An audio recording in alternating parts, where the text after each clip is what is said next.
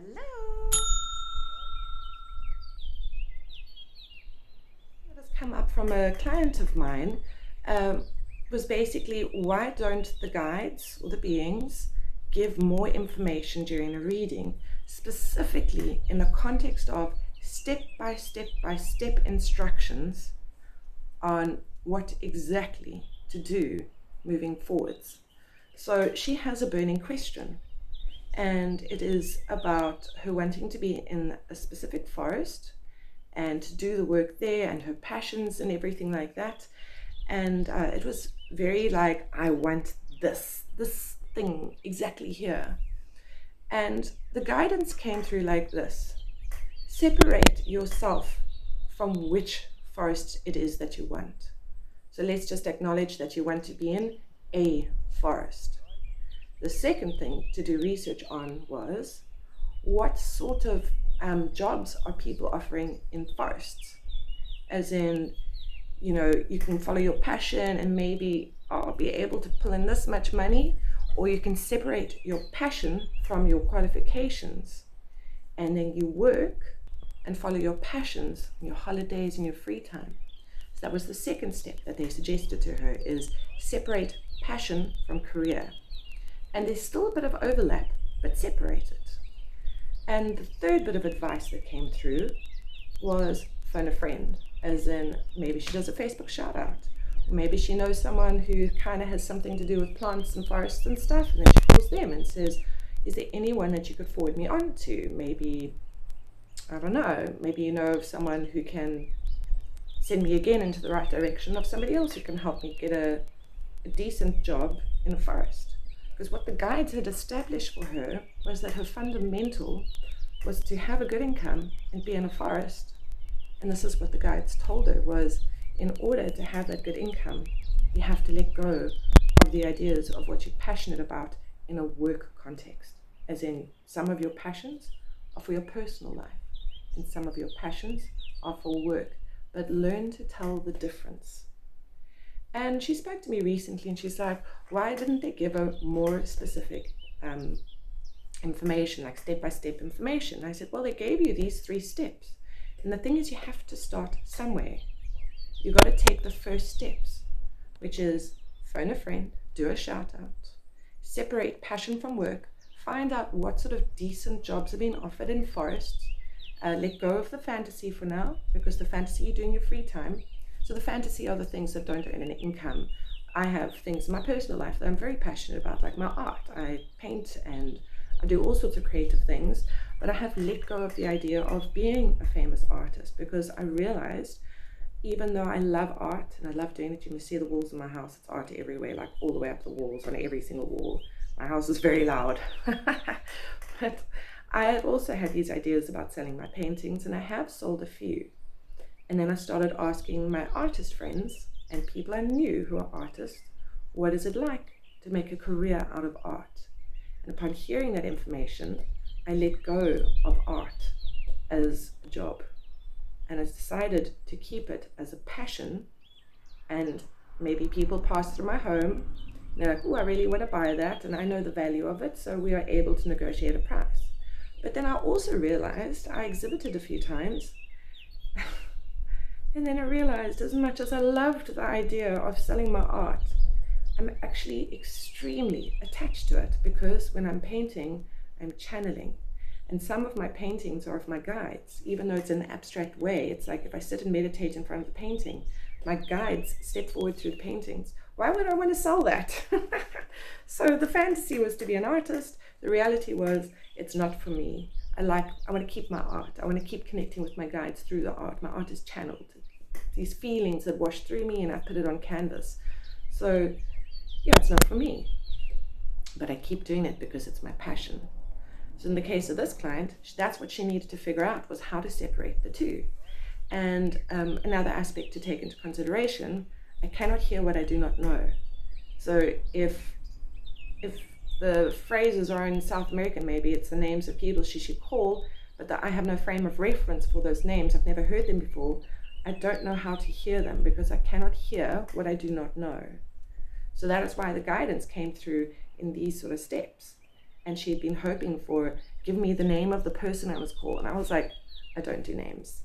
So she has to follow the steps in the way that she does. And that was the guidance that they gave her to start with. The next thing is, I do say on my website, sometimes when there's a lot going on and you're trying to figure out your path, you've got to start somewhere. And once you follow the first few steps that they give you, then you come back for another reading if you need to. And then we will discuss the next steps. So something else to take into consideration is sometimes our guides give us guidance that is not entirely what we wanted to hear or surprising. And sometimes if they told us the full truth, we wouldn't listen. So I can give you an example from my own life. 15 years ago, when I first started out with all of this, I wanted to be a famous Reiki practitioner. I wanted to help heal people. I wanted to do a lot of hands-on healing, and I wanted to be busy with that. So I asked my guides to be busier. And then what happened was people, during the Reiki treatments, even just phoning to find out about my services, they were going, actually, I don't want Reiki. Can't we do a psychic reading? Because stuff comes up anyway. You're getting the information anyway. And actually, I don't actually want an energy healing. I actually want to talk about what's going on in my life, and I want guidance. And I was like, okay. So then I spent a few months developing my psychic abilities through playing games, giving readings to friends, experimenting, finding out what my strong points were and where I am actually really good. So through this experimentation, I decided, okay, now I've figured out for myself what I'm really good at. I'm going to start doing this. So the moment I started advertising my services as a psychic, I got much busier. And I was like, oh, well, it never would have occurred to me to be a psychic. But the moment I asked my guides to be busier, all that feedback started coming. And, years went by. I was happy offering my services as a psychic and as a Reiki practitioner. And then a while later, in previous videos, I've talked about how I asked to be busier, and then like my website crashed, and there was a whole process about that. But the moment I put the new website up, I doubled again, and I was like, okay, I asked them to be busier. They took away my website in order to get my website back. They met my needs. They literally crashed my website in order to help me. So that in itself is a message. Sometimes when we ask for help, they'll lead us in a direction that we didn't think we wanted or that we didn't want, but the outcome of that change is exactly what we wanted. So at another stage, I asked them, I want to be busier.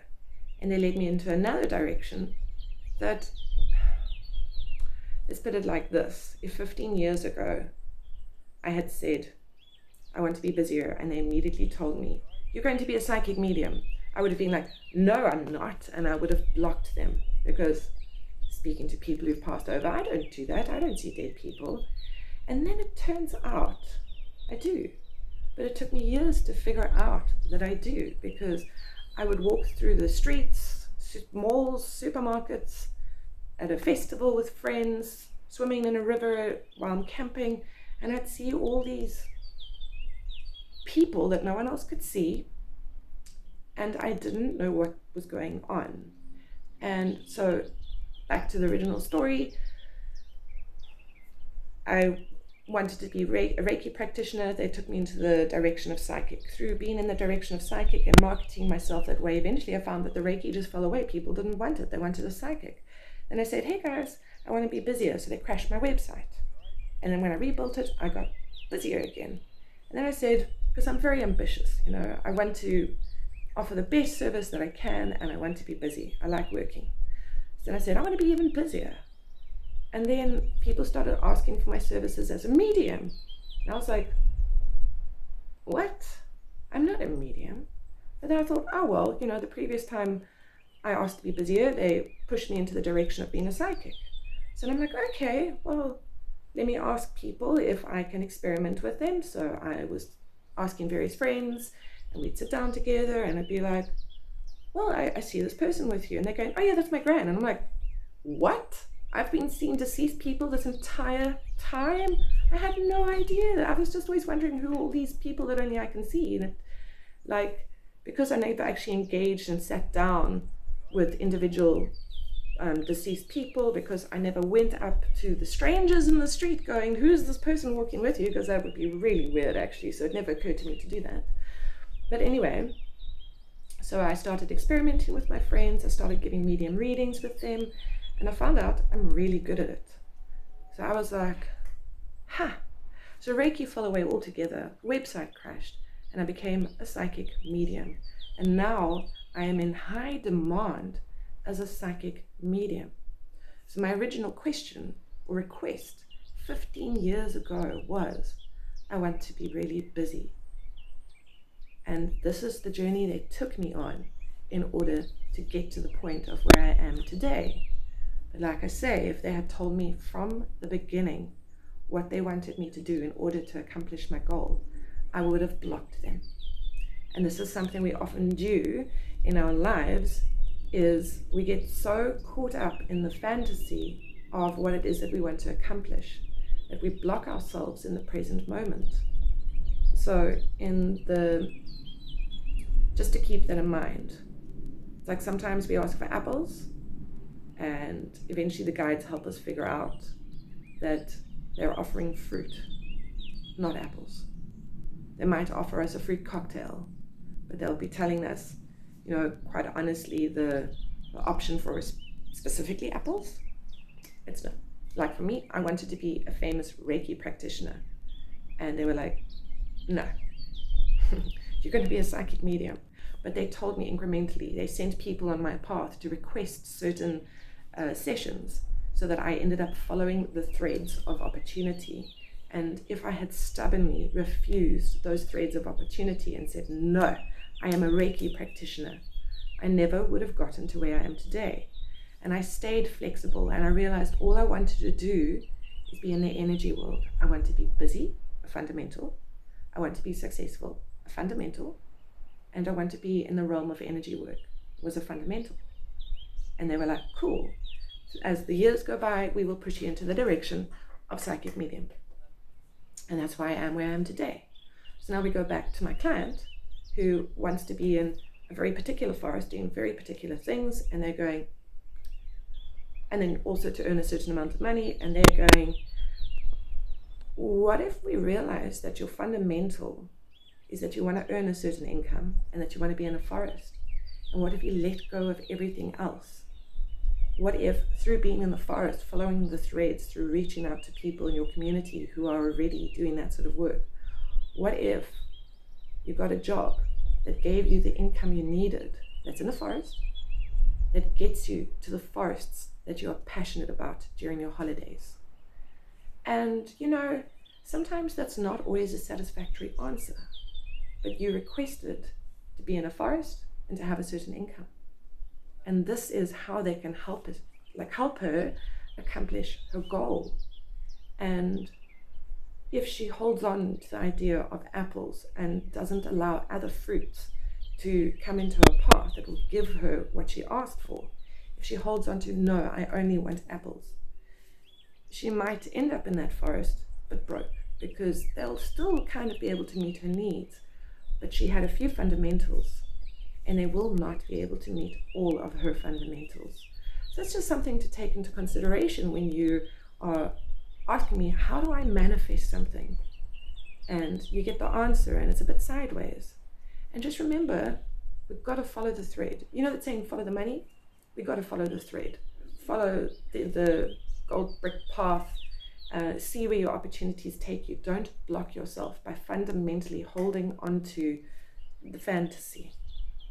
And sometimes we say, I really want to earn this income. You kind of got to start somewhere, and you got to build yourself up, develop experience, get a name out there, follow the threads, and suddenly years later you are exactly where you need to be. You have accomplished exactly what you wanted, but the journey that they take us on to get there isn't how we are managed. But because that income was a fundamental, they took us on the path that was needed in order to get there. So yes, just keep that in mind. I don't know quite what to call it when they tell us these, I don't know what to call it. Sometimes they just take us on a path that we're not expecting, and that's okay, because the end goal You've asked for X, they will get you to X, but not in the way you expected and not exactly how you wanted, but they got you to X. So just keep that in mind. Okay, cool. Bye. Please subscribe by clicking on my image.